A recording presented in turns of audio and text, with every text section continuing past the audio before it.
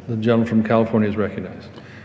Thank you, and I would inquire if the ranking member's yielding back is so that I can close. Thank you. Then I will close. Mr. Speaker, the Federal Registry Modernization Act does exactly what the title suggests. It modernizes the Federal Registration Act.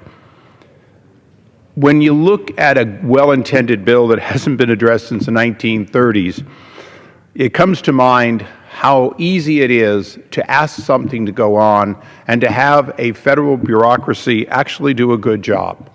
The National Archives and many of the institutions here in Washington do work, but from time to time you ask the question, at what cost? The Modernization Act seeks to do two things. One, simply lower cost for printing that is no longer necessary in a digital age. And in fact, to open the door for what I believe is the modernization that goes beyond that.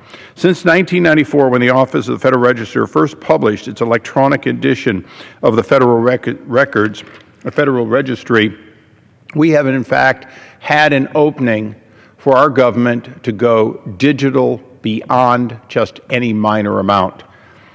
Today, many people ask a question, and I'm going to ask the question here today.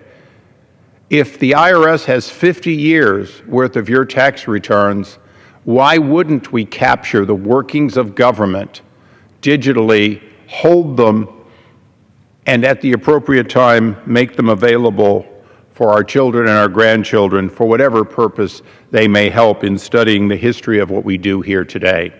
This small modernization is about cost savings, but it's also a recognition that in this day and age we can capture everything digitally, we can store vast amounts of it, and we make it searchable and valuable to the next generation. So for that reason, a small recognition that it's time to get off paper, save money, and have the Federal Registry accessible online to offices, homes, and public libraries, but not simply print paper because in the 1930s that's what we said to do.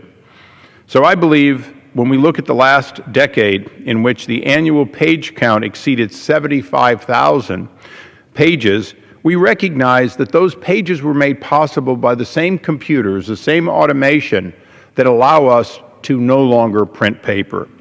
I ask the conference and the Congress to vote for H.R. 4195 to remove these outdated statutory requirements, urge passage, and yield back.